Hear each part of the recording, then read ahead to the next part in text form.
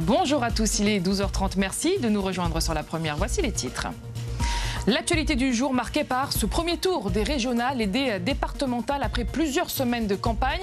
Place donc au vote. Plus de 660 000 électeurs réunionnais sont appelés aux urnes. Entre le protocole sanitaire et l'organisation particulière de ce double scrutin, les Réunionnais vont-ils se mobiliser? Ambiance, réaction et direct à suivre.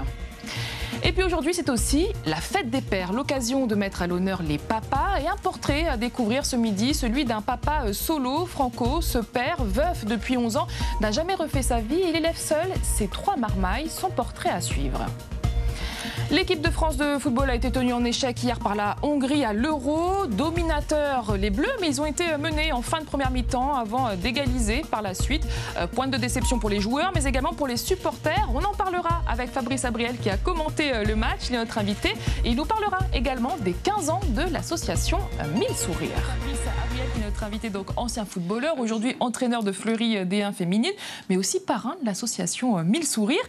Bonjour. Alors, vous avez commenté cette rencontre pour le réseau La Première. Une petite analyse. Est-ce qu'il y a une pointe de déception chez vous aujourd'hui après cette rencontre? Exactement. J'ai commenté à Malakoff, dans vos locaux. Une déception, non. On a été surpris juste avant cette première mi-temps, en fin de première mi-temps, par l'ouverture du score à domicile des Hongrois. On s'y attendait pas? Un stade plein. On s'y attendait pas. On s'y attendait à un 0-0 accrocheur, comme le premier match lors du Portugal, face au Portugal, où ils ont été battus 3-0, mais dans les 15 dernières minutes. Et puis je pense qu'ils ont évité le pire quand même en deuxième mi-temps, en revenant au score. Et dans ces 15 dernières minutes, ils n'ont pas su pousser un peu plus loin les offensives, et ils n'ont pas su marquer les Français, donc je pense qu'ils évitent le pire quand même. Qu'est-ce qui leur a manqué à ces Français? La gagne? Peut-être un peu de fraîcheur, peut-être aussi un peu de réussite, parce qu'on sait que Karim Benzema a cette première occasion. Oui. On sait que c'est très dur de marquer le premier but face à cette équipe. C'était un stade plein, jauge pleine. Donc voilà, il fallait pas se faire piéger, ils se sont fait piéger. Prochain match contre le Portugal, adversaire que les Bleus connaissent bien. Oui, avec un avantage de points. Une équipe que la France a battue cette année en amical. Il y a les chances. On y croit? Mais c'est le champion d'Europe, quand même. Les Portugais. N'oublions pas. Et on est champion du monde. Donc bon, l'essentiel, c'est quand même sortir des poules et de se qualifier pour le prochain tour. Mais il vaut mieux terminer premier quand même. Bon, Fabrice Abriel, merci pour cette analyse. Vous êtes aussi donc le parrain de l'association 1000 Sourires qui célèbre cette semaine donc ses 15 ans. Et vous n'êtes pas venu seul, vous êtes arrivé ce matin à La Réunion. Il y a aussi une personne qui vous a accompagné pour célébrer ses 15 ans. Oui, on fait quelques surprises. On a l'habitude avec 1000 Sourires, donc c'est les 15 ans. 261 opérations aujourd'hui, 10 800 enfants parrainés. Ça fait 11 ans que je suis parrain, donc dans mes valises, j'ai emmené la meilleure joueuse tout simplement du championnat de France, la meilleure buteuse. On donne son nom?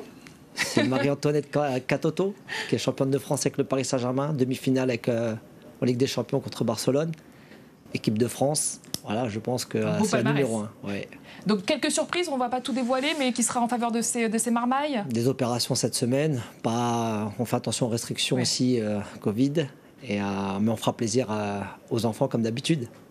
Merci Fabrice Abriel d'être passé sur notre plateau ce midi. Vous êtes arrivé ce matin, je rappelle, à La Réunion. Et puis beaucoup de surprises pour les 15 ans de l'association 1000 Sourires pour tous ces marmailles. Merci à vous. Et puis avant de refermer ce journal, je vous rappelle un chiffre. Ce chiffre, là, le taux de participation pour les régionales à la mi-journée, 11,80% des électeurs donc ont voté. En 2015, à la même heure, le taux de participation était de 17,85%. Je vous rappelle que les bureaux de vote fermeront à 18h et que les bureaux de vote sont au nombre de 924 dans toute la Réunion. Voilà, c'est la fin de cette édition largement consacrée à ce jour donc aux élections, à ce double scrutin régional et départemental. Réunion La Première se mobilise en télé, radio et internet pour vous faire vivre ces élections. Et puis rendez-vous à 18h pour vivre la soirée électorale. Très bel après-midi à vous et à ce soir.